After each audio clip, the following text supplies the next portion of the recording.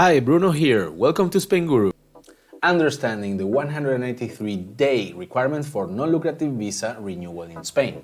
Let's hear the specific question. So one has to be in Spain for 183 days to be eligible for renewal of their non-lucrative visa. What parameters flank that counting of days? The start date and expiration date of the TA card, if the initial year. Maybe an example is better. Let's say my visa is issued and we arrive in Spain on November 1st. The initial TA would start that date and end on October 31st the following year, Halloween. If we stayed in Spain from arrival through March of following year, about 150 days total, then leave Spain and return again in early September, aggregating another 60 days before renewal comes up, would we have met the requirement? And would there be some similar configuration to consider assuming the renewal is approved on how the time in the country is calculated based on that 2-year TA validity? Let's see the answers of Spainguru community members. Your TA start date will actually be the date you have entered, so the date on the card. Next answer. You get up to 6 months in one trip and total 10 months in the first 5 years. So Spain expects you to live here pretty much full time. If you don't meet the amount of days, your renewal will be denied. A lot of people don't think about that 5-year point in their first year and screw themselves. Next answer.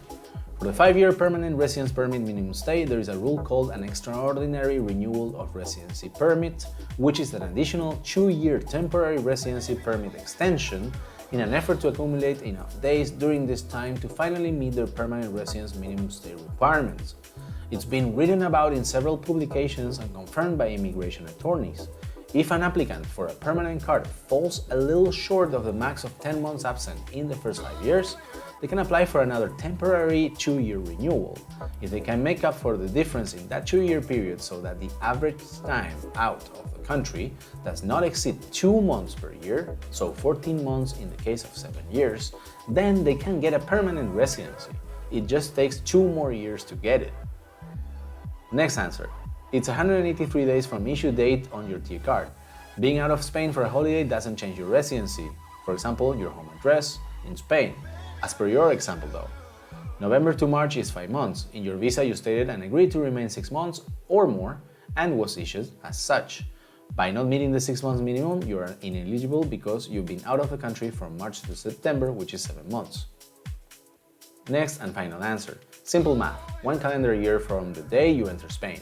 Spend 183 plus days in Spain and you can renew. It is really that simple. You are making it complicated. The 183 days don't have to be sequential. The first TA is good for 1 year. When you renew, it is good for 2 years. In conclusion, the 183-day requirement for renewal of non-lucrative visa in Spain is an important factor that you should be carefully considered by those seeking to extend their stay in the country. The start date and expiration date of the TA card are crucial parameters in counting the days spent in Spain, and leaving the country for an extended period could affect one's eligibility for renewal. It is important to keep in mind the minimum stay requirements in the first year and the total stay requirements in the first 5 years, as failing to meet these could lead to denial of the renewal. You can become part of our Spainguru community today by joining our Facebook groups. Our most important group is the Spain Immigration and Residency Questions group, with over 17,000 members. We also have dedicated groups for Spanish non-lucrative visas with more than 2,300 members, and for the Spanish Digital Nomad Visa with 2,000 members. And if you need expert professional advice, we've got you covered. Just head to spainguru.es and check out our top menu. You'll find immigration experts, relocation agencies, tax advisors for Spanish and US filings, sworn translators, apostille services, and health insurance providers for all types of Spanish visa applications and renewals. That includes non-lucrative visas, golden visas, student visas, and digital nomad visas, as well as medical certificates for visa applications and travel insurances.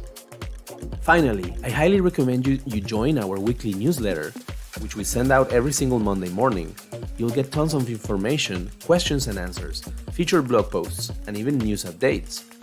Thanks again for watching, and we'll see you in our next video.